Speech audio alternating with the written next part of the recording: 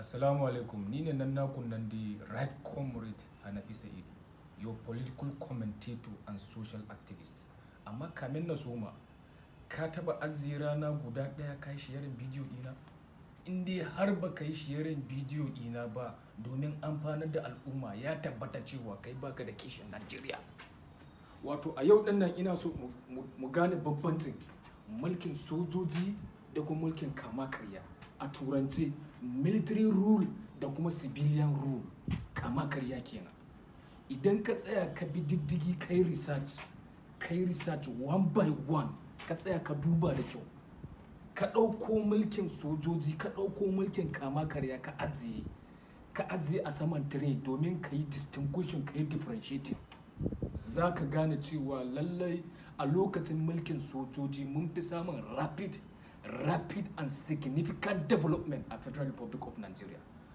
Civilian rule tun daga lokacin Obasanjo har zuwa lokacin Tinubu, dai kaga ana wawuran kuɗi, babu concrete development a ƙasa. A gaya min, ina challenging civilian regime, a nuna mana talakawa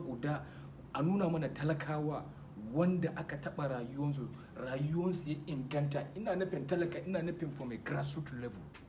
Amma mulkin sojoji an samu tsari, an samu development, an buɗe jihohi, an yi kaza, an yi wannan, an yi wancan. Haba, ku tsaya ku gani mara. Lokaci ya kai da ya kamata a ce muna iya tambayan relevant question. It's high time for us. Duk wani bugi propaganda da sauransu ina ba shi bane. Action speak louder than words. Idan ka kai ga wannan gaban, ina son ka yi kokari ka yi sharing ba sai an gaya maka ba. Wato muna wannan bidiyoyi ne domin mutane su hankalta a waye. You should sit down and reason for yourself, because this Nigeria has been going backwards. Mu matasa mu ne za mu tashi tsaye mu yi abin da ya kamata.